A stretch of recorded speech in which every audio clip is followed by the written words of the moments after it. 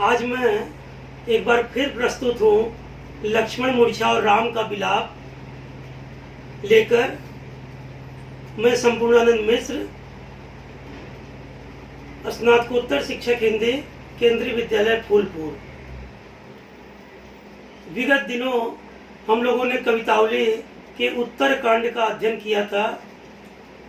आज इसी क्रम में लक्ष्मण मूर्छा और राम का विलाप का आज हम लोग अध्ययन करेंगे। पहला दोहा आप देखिए, पहले हम इसको पढ़ते हैं। तो प्रतापुर राखि प्रभु जइहऊ नाथ तुरंत, अस कही आयस उपाय पद बंद चलेऊ हनुमंत। भरत बाहुबल शील गुण प्रभुपद प्रीति अपार, मन महु जात सराहत पुनि पुनि पवन कुमार। लंका की शिविर में मर्यादा पुरुषोत्तम राम जो मानवीय लीला कर रहे हैं, उनके छोटे भ्राता लक्ष्मण को मूर्छा लगी हुई है और उन्हीं के उपचार के लिए लंका के ही वैद्य सुषेण वैद्य के आदेश पर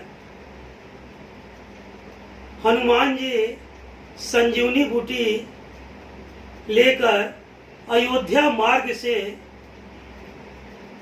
जैसे ही लौट रहे थे, उसी समय भरत जी को किसी ने सूचना दी कि महाराज, एक बहुत बड़ा राक्षस बहुत बड़े पर्वत के साथ अयोध्या के ऊपर से जा रहा है। कहीं यह पर्वत गिरा देगा तो पूरी अयोध्या नष्ट हो जाएगी। भरत जी ने तुरंत अयोध्या के कल्याण के लिए एक बाण उस राक्षस, अर्थात वह तो कपि थे, हनुमान जी थे और भगवान श्री राम के बहुत बड़े भक्त थे, लेकिन वह राक्षस समझ के एक बाण मारे और जैसे ही बाण हनुमान को लगा, हनुमान के मुख से, हनुमान के श्री मुख से राम का नाम उच्चरित हुआ। राम का नाम उच्चरित होता हुआ देखकर, राम का नाम उच्चरित होते हुए सुनकर भरत को बड़ा अफसोस हुआ और भरत जी ने हनुमान से कहा कि आप अपना परिचय बताइए, आप कौन हैं, और लगता है कि आप श्री राम के भक्त हैं। तो प्रतापुर राखि प्रभु, उस समय हनुमान जी ने सारी कथा कह डाली। लक्ष्मण जी की मूर्छा के विषय में भी उन्होंने बताया और इस प्रकार भरत जी से हनुमान का संवाद हुआ और हनुमान ने कहा कि मुझे शीघ्र ही पहुंचना है। यदि मैं शीघ्र नहीं पहुंचूंगा, सूर्यास्त यदि हो गया तो लक्ष्मण भैया का जी पाना असंभव होगा, इसलिए मुझे तुरंत जाना होगा। भरत जी ने कहा कि इसी बाण पे बैठो, मैं तुरंत जो है आपको पहुंचा दूंगा। तब हनुमान जी ने कहा कि नहीं, मुझे बस केवल अपना आदेश दीजिए, मैं यहाँ से शीघ्र ही मैं निकलना चाहता हूँ और लंका पहुंचकर मैं लक्ष्मण भैया का उपचार शीघ्र हो सके, इसलिए मुझे तुरंत जाना होगा। यह उसी समय का प्रसंग है। तो प्रतापुर राखि प्रभु, तो प्रताप माने हनुमान जी कह रहे हैं कि हे प्रभु, आपकी वीरता को, तो प्रताप माने आपकी वीरता को, उर राखि प्रभु, उर माने हृदय, राखि माने रखकर, जइहऊ नाथ तुरंत, जइहऊ माने जाऊंगा, नाथ माने स्वामी, तुरंत माने शीघ्र। मैं शीघ्र ही यहाँ से जाना चाहूंगा, मैं शीघ्र जाऊंगा। अस कही आयस पाई पद।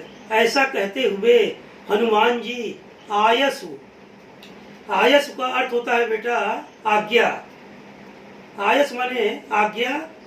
इस तरह से हनुमान जी भरत से आज्ञा प्राप्त करते हुए आयस पाई पद बंदी चले हनुमंत, हनुमान जी भरत जी के चरणों की वंदना करते हुए वहां से चले। भरत बाहुबल शील गुण, भरत बाहु, भरत बाहु भरत की भुजाओं का, उनके बल का, शील माने स्वभाव का, गुण का, प्रभु पद प्रीति अपार, और प्रभु के चरणों में अपार प्रेम को देखकर, प्रभु के चरणों में अपार प्रेम देखकर माने भगवान श्री राम के चरणों में भरत जी का अपार प्रेम देखकर मन मोहु जात सराहत, मन में ही हनुमान जी सराहना कर रहे हैं।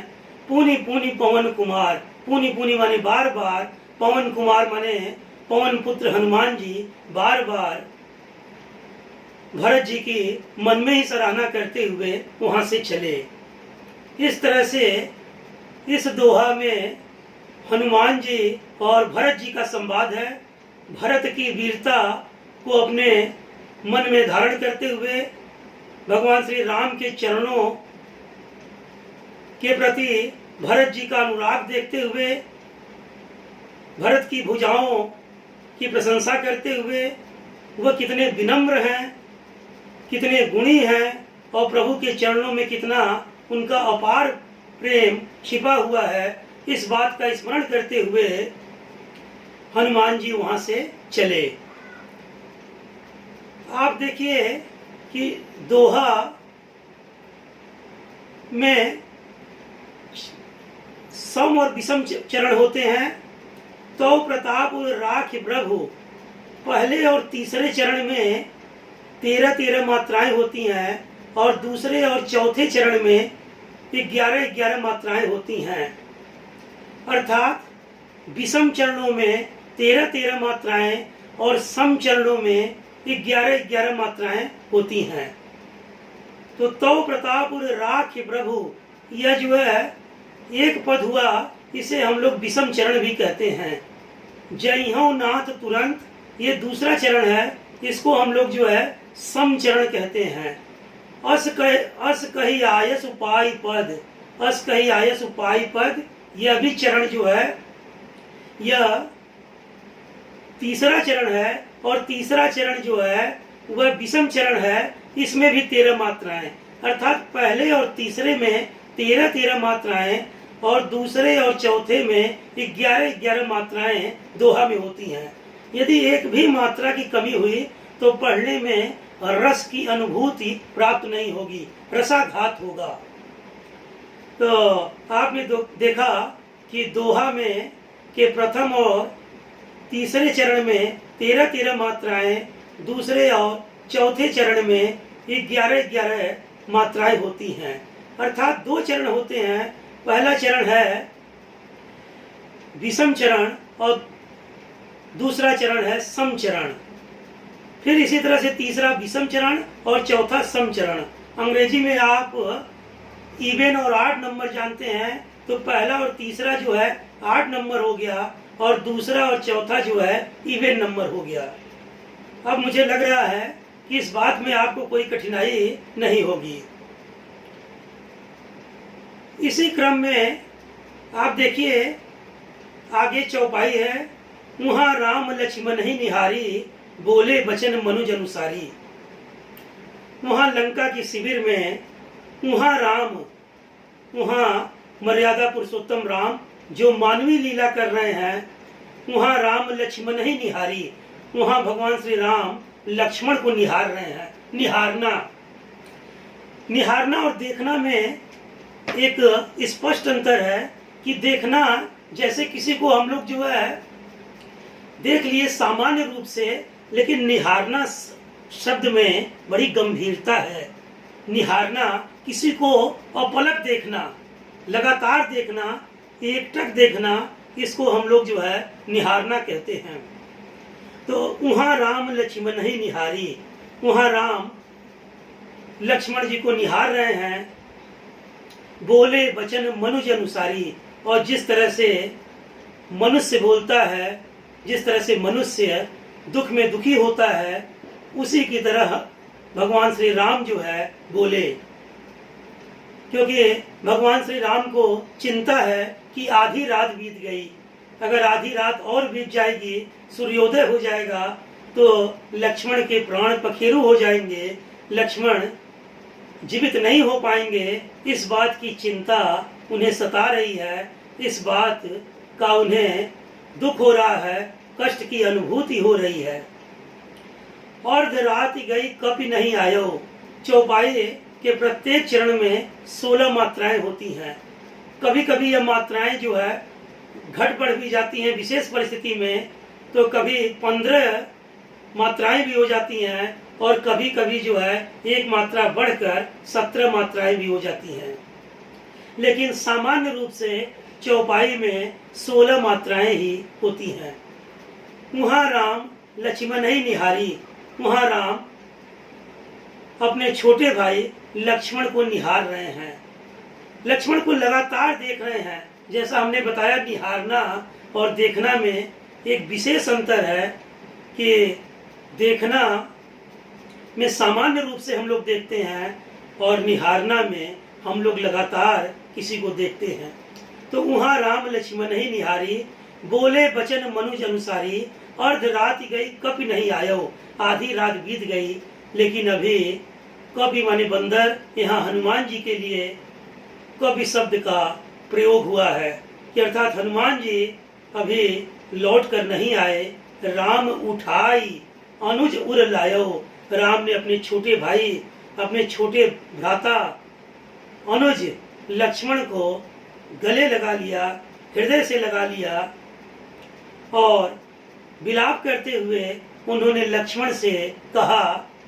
आगे इसी क्रम में आप देखिए, सकहु न दुखित देखी मोहि काऊ, सकहु न दुखी, ऐ भाई तुम मुझे कभी दुखी नहीं देख सकते थे। सकहु न दुखित देखी मोहि काऊ, ऐ भाई तुम मुझे कभी दुखी नहीं देख सकते थे। बंधु सदा तो मृदुल स्वभाव, ऐ भाई तुम्हारा ऐसा कोमल स्वभाव था कि तुम मुझे कभी दुखी नहीं देख सकते थे, तुम कोमल स्वभाव वाले थे। कभी अपने भैया राम को किसी प्रकार के कष्ट में, भैया राम के कष्ट को तुम सहन नहीं कर पाते थे, कष्ट में देख नहीं पाते थे। मम हित लागी तजेहु पितु माता, मेरे हित के लिए तुमने माता पिता का भी परित्याग कर दिया। मम हित लागी, मेरे हित के लिए, तजेहु, तजेहु माने छोड़ दिया, त्याग दिया। किसको किसको त्याग दिया? पितु माता, माता और पिता को। माता और पिता में आप देखिए यहाँ पर माता पिता में द्वंद्व समास है। मम हित लागी तजेहु पितु माता, माता पिता, माता और पिता, सहौ विपिन, और तुमने सहा विपिन। विपिन का दो अर्थ होता है। पहला अर्थ है विपिन का, विपिन माने जंगल, और विपिन का एक अर्थ बगीचा भी होता है। लेकिन यहाँ पर जंगल में, जंगल का अर्थ है, जंगल से अर्थ है सहौ विपिन हिम आतप बाता, और तुमने है भाई जंगल में मेरे साथ, वनवास में मेरा साथ देते हुए, हिम आतप बाता, हिम हिम हिम का अर्थ होता है बर्फ, यहाँ सर्दी से अर्थ है। आतप माने गर्मी धूप, और बाता, बाता माने हवा, अर्थात तीन प्रकार के त्रिविध मौसमों की मार को सहते हुए मेरे हित के लिए तुमने माता पिता को भी छोड़ दिया। अर्थात तुम मेरे साथ जंगल में चले आए, चाहते तो तुम अयोध्या में रहते, सुखपूर्वक रहते, तुम अपनी भार्या के साथ रहते, और माता का, पिता का तुम्हें सुख मिलता, सानिध्य मिलता, लेकिन तुम मेरे साथ चले आए। इस तरह से भगवान श्री राम मानवीय लीला करते हुए विलाप कर रहे हैं, और लक्ष्मण को संबोधित कर रहे हैं कि ममहित लागी तजेहु पितु माता, सहौ विपिन हिम आतप बाता। तुमने त्रिविध प्रकार की मार, तीन तरह के मौसमों की मार को भी झेला, केवल इसलिए झेला, केवल इसलिए सहा कि मेरे भैया, बड़े भैया राम को किसी प्रकार का कष्ट न हो। तुम परछाई की तरह, छाया की तरह मेरे साथ साथ रहे। मेरे हर सुख दुख को अपना समझ के तुमने निर्वहन किया और मुझे किसी प्रकार के कष्ट की अनुभूति नहीं होने दिए। अरे भाई लक्ष्मण, तुम्हारा इतना कोमल स्वभाव है, इस तरह मानो उन्हें गले लगाकर, उन्हें हृदय से लगाकर भगवान श्री राम जो मानवीय लीला कर रहे हैं, वे विलाप कर रहे हैं। आगे इसी प्रसंग में देखिए, सो अनुराग कहाँ अब भाई। अरे भाई, वह अनुराग अब कहाँ है? सो अनुराग कहाँ अब भाई। वह अनुराग माने प्रेम, वह प्रेम अब कहाँ है? उठाऊं न सोनी मम बच बिकलाई। मेरे व्याकुल वचनों को सुनकर, बिकलाई माने व्याकुल, बच माने वचन, मेरे व्याकुल वचनों को सुनकर अब भी तुम क्यों नहीं उठ रहे हो? जो जनते हो बन बंधु बिछो। तुम उठो, मैं बहुत व्याकुल हूँ, विलाप कर रहा हूँ, मैं बहुत दुखी हूँ, मेरे कष्ट को समझो। और इस तरह से मूर्छित लक्ष्मण को उठाने का प्रयास जो है मर्यादा पुरुषोत्तम राम कर रहे हैं और कह रहे हैं कि जो जनते हो, यद्यप मैं जानता कि बन बंधु बिछोहू। बन बंधु बिछोहू में देखिए, व वर्ण की आवृत्ति से अनुप्रास की छटा, अनुप्रास का सौंदर्य देखते ही बन रहा है। जो जनते हो बन बंधु बिछोहू, पितु वचन मानते हो नहीं ओहू। तो मैं पिता के उस वचन को नहीं मानता, अर्थात जिस पिता का वचन जो है भगवान श्री राम के लिए सर्वोपरि था, जिस वचन के लिए जो है कि वचन मिथ्या न जाए, व्यर्थ न जाए, उन विलाप करते हुए वह कह रहे हैं कि मैं पिता कि उस वचन को भी नहीं मानता, जिसमें मुझे जंगल आना था और मुझे यह पता होता कि जंगल में आने से भाई का बिछो हो जाएगा, तो मैं पिता के उस वचन को मैं नहीं मानता। सुतवित नारी भवन परिवारा, और इसी संदर्भ में गोस्वामी तुलसीदास जी कह रहे हैं कि भगवान श्री राम लक्ष्मण को संबोधित करते हुए कह रहे हैं कि सुतवित नारी भवन परिवारा। सुत माने बेटा, वित्त का तद्भव है वित्त, वित्त माने धन, नारी माने स्त्री, भवन माने मकान, परिवारा माने परिवार, अर्थात स्त्री, वित्त माने धन, नारी माने स्त्री, भवन माने मकान, परिवारा माने परिवार, हो ही जहाँ ही जग 12 ही 12। ये तो बार बार मिलते हैं, बार हो ही जहाँ ही जग 12 ही 12, बार बार आते हैं, अनेक बार आते हैं। अस विचार जिए जागो ताता। सुत, सुत माने बेटा भी मिल जाता है, वित्त माने धन, जो धन नष्ट हो गया, जो धन जो है किसी के द्वारा छीन लिया गया या किसी प्रकार से खर्च हो गया, वह धन भी आ जाता है। नारी स्त्री भी आ जाती है। भवन, यदि एक भवन ढह गया किसी कारण से, मान लो भूकंप आ गया या कोई आपदा आने से किसी प्रकार से भवन नष्ट हो गया, तो दूसरा भवन भी बन जाता है। परिवारा, परिवार भी मिल जाते हैं। हो ही जहाँ ही जग 12 ही 12, 12 ही 12 में अनुप्रास अलंकार। अस विचार जिए जागहु ताता, ऐसा विचार करते हुए, अरे मेरे भाई जागहु ताता, तुम अब भी क्यों नहीं उठ रहे हो? जिए, जिए माने हृदय। मिलई न जगत सहोदर भ्राता, लेकिन अरे भाई इस संसार में सहोदर भाई नहीं मिल पाते हैं। सहोदर, सहोदर माने जो एक माँ के गर्भ से उत्पन्न सगे पुत्र होते हैं। भ्राता माने भाई, सहोदर जो एक माँ के गर्भ से उत्पन्न हुए पुत्र को, उन भाइयों को सहोदर कहा जाता है। सहधन उदर, सहोदर।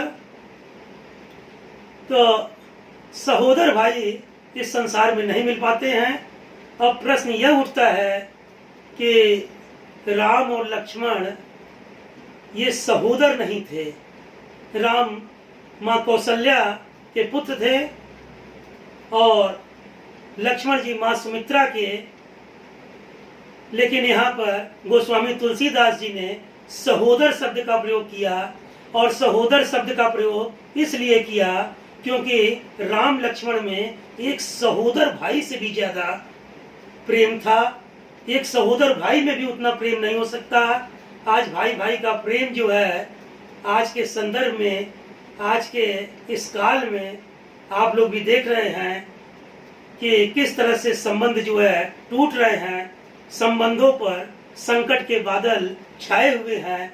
लेकिन वहाँ लक्ष्मण भी अपने बड़े भ्राता, अपने को भक्त कहते हैं, दास कहते हैं कि भैया राम का मैं दास हूँ। तो जहाँ इतना प्रेम है, इस प्रेम के नाते ही गोस्वामी तुलसीदास जी ने सहोदर शब्द का प्रयोग किया है कि अस विचारी, ऐसा विचार करके, ऐ भाई तुम जागो, मिलई न जगत सहोदर भ्राता। लेकिन संसार में सहोदर भाई नहीं मिलते हैं। आगे देखिए इसी क्रम में, जथा पंख बिनु खग यति दीना, जथा पंख बिनु खग यति दीना, जैसे पंख के बिना पक्षी, खग माने पक्षी, अति दीना अत्यधिक जो है वह पक्षी मानो श्रीहीन हो जाती है, उसकी कोई शोभा नहीं। यदि पक्षी के पर ही कतर दिए जाए, पंख ही कतर दिए जाए, तो वह पक्षी जो है उड़ान भी नहीं भर सकती। उसकी सुंदरता नष्ट हो जाती है, उसकी शोभा नष्ट हो जाती है, उसकी शोभा और उसका सौंदर्य किसी काम का नहीं रह जाता। उसी तरह से मणि बिनु फणी, वह सर्प जो है जिसमें से मणि निकाल लिया जाए, वह सर्प भी किसी काम का नहीं रह जाता। करिबर करहीना, कर माने सूंड, करिबर माने हाथी, सूंड विहीन हाथी भी किसी काम का नहीं, उसकी सुंदरता नष्ट हो जाती है। यदि किसी हाथी के सूंड को निकाल दिया जाए, उसके सूंड को अलग कर दिया जाए, तो वह हाथी किसी काम का नहीं। सौंदर्य विहीन हाथी भला किस काम का हो सकता है। असमम जीवन बंधु बिनु तो ही, असमम असमम जीवन बंधु बिनु तो ही, है भाई मेरा जीवन उसी प्रकार का हो गया है। असमम जीवन बंधु बिनु तो ही, तुम्हारे बिना वैसा ही हो गया है। कैसा? जैसे पंख के बिना पक्षी, मणि के बिना सांप, सूंड के बिना हाथी, उसी तरह से तुम्हारे बिना मेरी भी वैसी ही दयनीय स्थिति हो गई है। तुम्हारे बिना भी मेरी सारी सुंदरता नष्ट हो गई है। तुम मेरे लिए सौंदर्य के प्रतीक के रूप में हो, तुम हो तो मेरी सुंदरता है। तुम्हारे बिना मेरे जीवन की सुंदरता किस काम की। ज्यों जड़ दैव जियावे मोही, यदि जड़ देवता, जड़, यहाँ तक गोस्वामी तुलसीदास जी कह रहे हैं कि भगवान राम विलाप करते करते, चूंकि वह मानवीय लीला कर रहे हैं, और कह रहे हैं कि ज्यों जड़, इसके बाद भी यदि मूर्ख देवता जियावे मोही, मुझे जीवित रखते हैं, यदि मुझे जिलाते हैं, तो मेरी वैसी ही स्थिति है भाई जो है, मेरी वैसी ही स्थिति हो जाएगी जैसे पंख के बिना पक्षी, मणि के बिना सांप और सूंड के बिना हाथी की स्थिति हो जाती है। इस तरह से मर्यादा पुरुषोत्तम राम, भगवान श्री राम मानवीय लीला करते हुए विलाप कर रहे हैं, अत्यंत दुखी हैं। लक्ष्मण की मूर्छा को वह बर्दाश्त नहीं कर पा रहे हैं, सहन नहीं कर पा रहे हैं, उन्हें अपार कष्ट है। और इसी क्रम में कहते हैं कि जइहूं अवध कमन मुँह लाई, मैं अयोध्या जाकर अरे भाई कौन सा मुंह लेकर जाऊंगा। जइहूं अवध, अवध माने अयोध्या, कौन माने कौन, मुंह माने मुंह, लाई लेकर, मैं अयोध्या कौन सा मुंह लेकर जाऊंगा।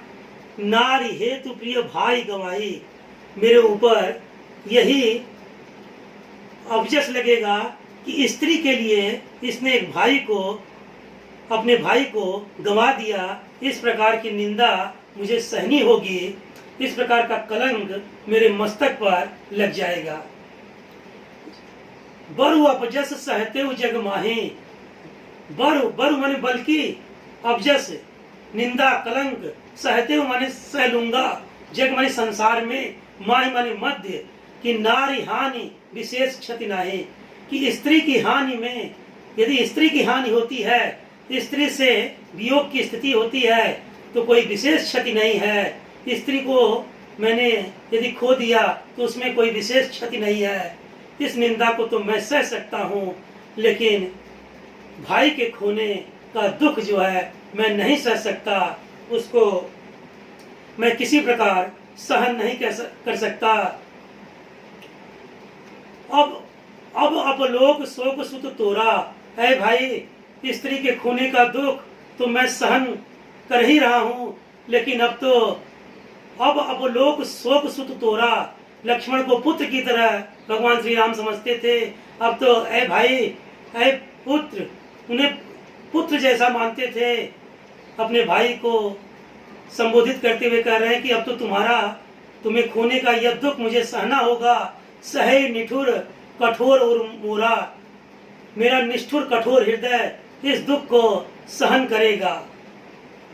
निज जननी के एक कुमारा, तात तास तुम प्राण आधारा, तुम अपने माता पिता के प्राणों के तुम ही तो आधार थे।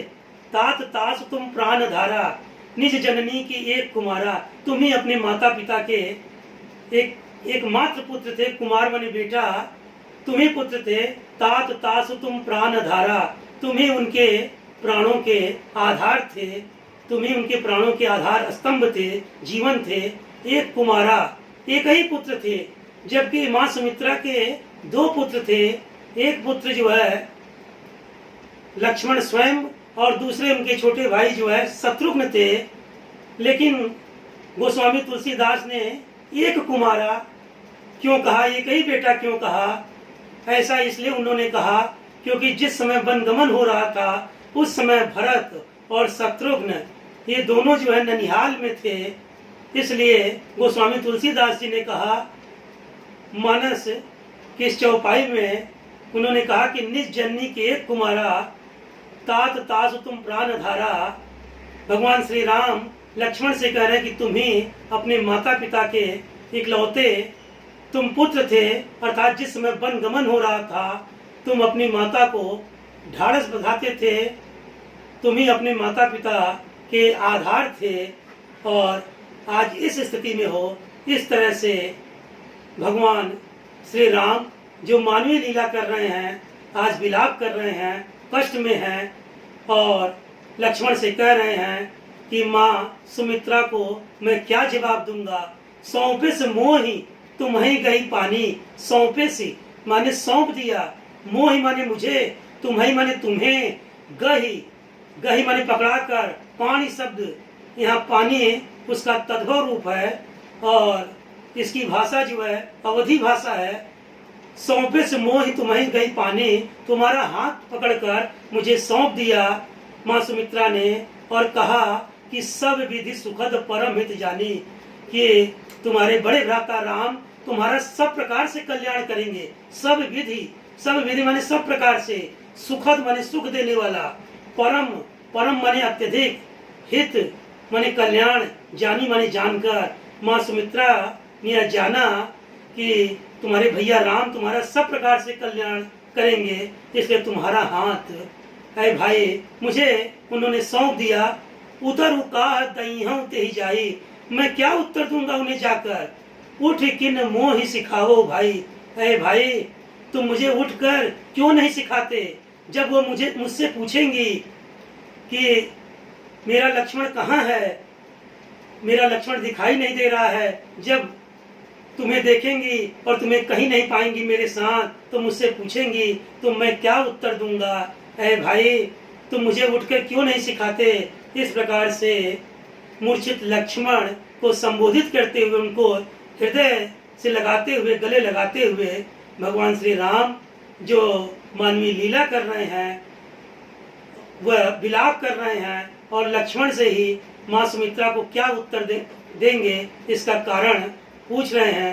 तो आज हम सभी यहाँ तक हम लोग अध्ययन किए और कल इसके बाद इसी क्रम में हम लोग आगे देखेंगे।